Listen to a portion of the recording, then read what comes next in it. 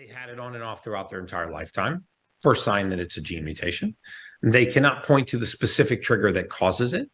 It comes and goes seemingly without a trigger. Second sign that it's a gene mutation. Actually, that was a question I was thinking about the other day, that maybe I wanted to ask you, because so many people suffer from depression, anxiety. So is it the case that the brain chemistry is faulty, which creates the mood, or is it the environment that creates the mood that changes the brain chemistry? Well, think about it. It can be either. Yeah. So first of all, if you were to ask me, what is a mood, right? What is an emotional state? Like, what is it in the body? Well, first of all, it's a collection of neurotransmitters, usually bound to oxygen, but it's a collection of neurotransmitters. So happiness, so much serotonin, so much dopamine, so much norepinephrine, so much epinephrine, boom, you have the emotion happiness. So, and the same is true with passion, elation, joy, arousal, vengeance, libido. All of the different emotional states are different collections of neurotransmitters.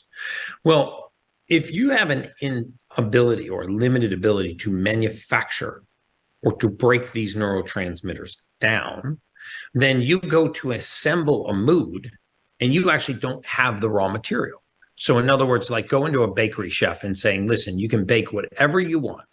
You just can't use butter. Okay, it doesn't sound like a big deal. It's just one ingredient. But you think of the number of recipes that deleting that ingredient would affect.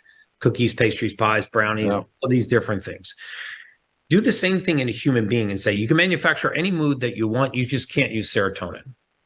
Okay, now any mood that requires the presence of that neurotransmitter, you are now essentially deficient in. So if we understand that serotonin, I mean, we've defined depression for decades as an inadequate supply of serotonin, meaning this definition says that if you are low on serotonin, you are by definition depressed. So you would think if the definition of depression is low serotonin, that the fix would be to raise serotonin. But that's actually not what we do. We take people that are depressed and we put them on SSRIs, selective serotonin reuptake inhibitors. And so what these do effectively is they ration what little serotonin you have because they inhibit the uptake. And so if I ration what little serotonin I have, then I never raise my level of serotonin. So by definition, I never end depression. And that's why I talk to people all the time and I go, how long have you been on an antidepressant? And they go, 15, 18 years. And my first question is always, well, when did you think it was going to kick in? Yeah. If they're still depressed. Yeah. After 18 years of taking an antidepressant, you're still needing an antidepressant, then clearly it's not an antidepressant. So if we understand that serotonin is made in the gut, 90% of the serotonin in your body is right here. If you don't have it here, you can't have it here. Depression rarely begins in the outside environment. It almost always begins in your physiology, which is why you see research coming out now that walking and exercise are more effective than SSRIs at treating depression. Who would think that it's that easy? But it is. And when we look at certain genetic mutations, MTHFR being one of them, and if you're not tested for this, you should get tested for it because the solution is simple.